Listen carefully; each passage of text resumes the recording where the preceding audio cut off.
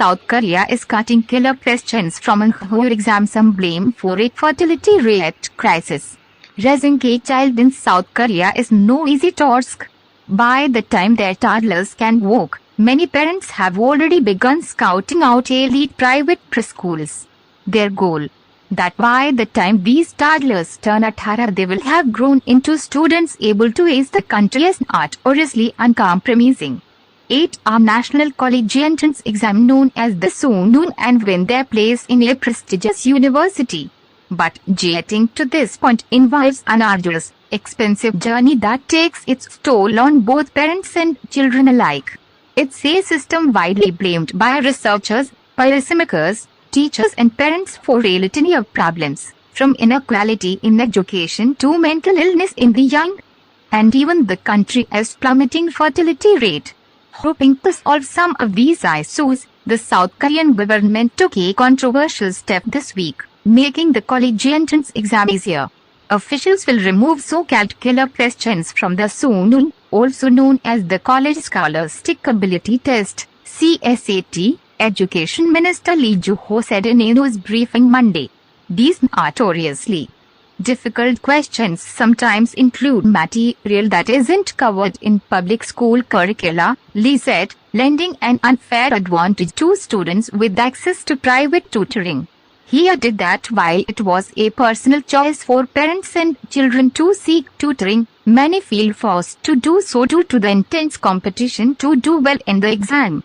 The ministry seeks to break a vicious cycle of private education that increases the burden for parents and subsequently erodes fairness in education, Lee out. By the time South Korean teenagers enter high school, much of their lives revolve around academic results and preparing for the day of the CSAT, a date that is widely seen as making or breaking one's future.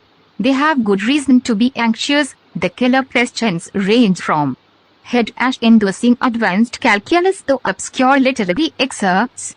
The ministry published several sample questions this week, drawn from past CSAT tests and mock exams, to illustrate the types of problems that would be removed in future tests.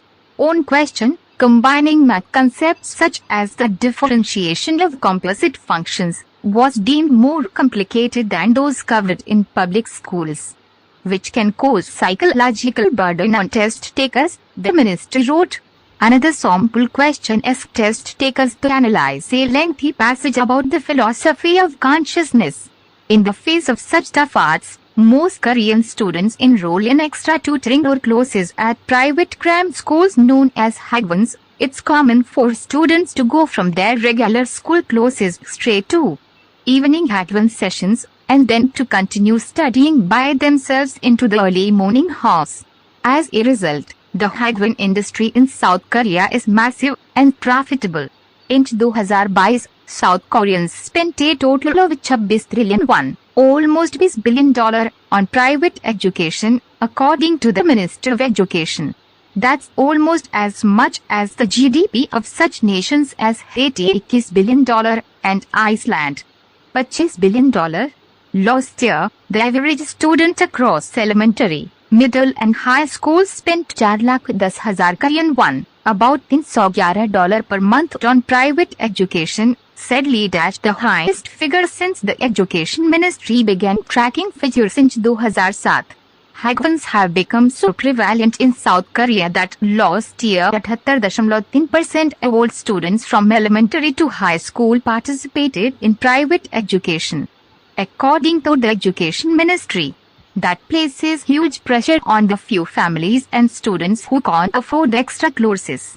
And the competition for university admission is steeper in a country where nearly 70% of students enter higher education, a higher proportion than in other wealthy nations, with the United States at 81% and the United Kingdom at 7%, according to the Organization for Economic Cooperation and Development, OECD. It's why many South Korean parents, across various income brackets, pour their resources into their children's education, for fear they will fall behind otherwise. But this system deepens and perpetuates educational inequality, experts argue. The burden is significantly higher for poorer families, who tend to spend a much higher proportion of their income on their children's education compared to wealthier households. And still, the playing field remains uneven, with studies showing a clear gap in student achievement between low and high-income families. On Monday, the education minister singled out Hagwons for criticism, accusing them of being private education cartels that profit off the anxiety of parents and students.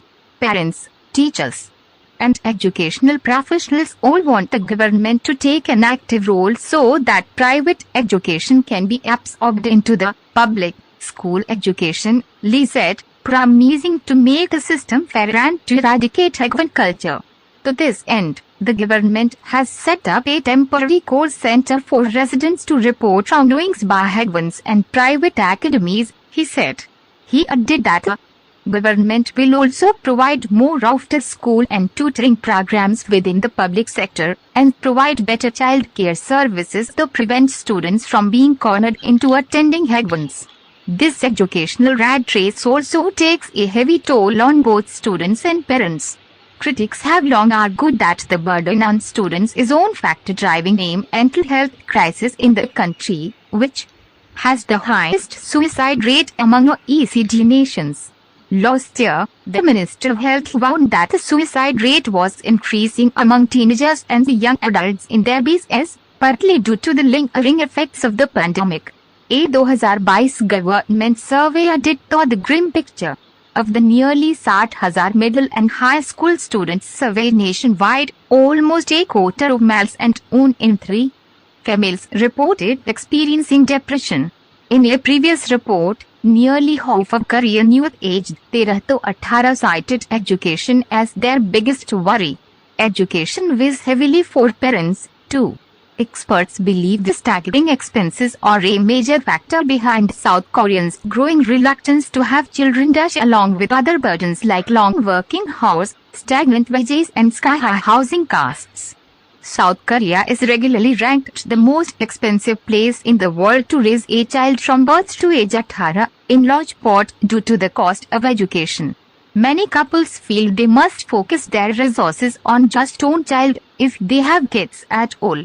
Last year, the country's fertility rate, already the world's lowest, fell to a record low of 0.78, not even half the 2.1 needed for a stable population, and far below even that of Japan 8.3, currently the world's greatest nation. The costs of child raising are high and represent a large part of the budget of low-income families. Without additional income, having a child leads to a lower standard of living, and low-income families face a poverty risk, said the OECD in a 2018 paper, adding that giving up or postponing childbearing is one way to avoid poverty. The government itself has long grappled with this issue, saying in 2008 that families were heavily burdened by excessive spending in child care and education. Without new policies to reduce this burden, the country risks further exacerbating the problem of low birth rates in our society, it warned. Efforts to fix the problem so far have proved largely ineffective. The government has spent more than $2 billion over the past solar years to encourage more people to have children, with little to show for it.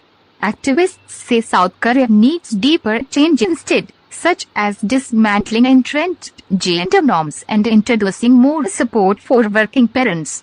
Targeting the CSAT, some hope, could be a step in that direction. Some groups, such as the civic organization The World Without Worry About Private Education, welcomed the decision, saying it was necessary to prevent children from being immersed in excessive competition, but others aren't convinced, with some critics online calling it a surface-level solution to a more complex issue, coming as the government looks to shore up support ahead of next year's general election. And many high school seniors, preparing to take the exam in November, have complained they feel blindsided by the abrupt change after spending years studying material they thought would be included. Some agreed the private education sector needed reform, but doubted the effectiveness of this move. From the standpoint of a current high school senior, I don't think private tutoring will decrease just because killer questions are eliminated own user post on Instagram.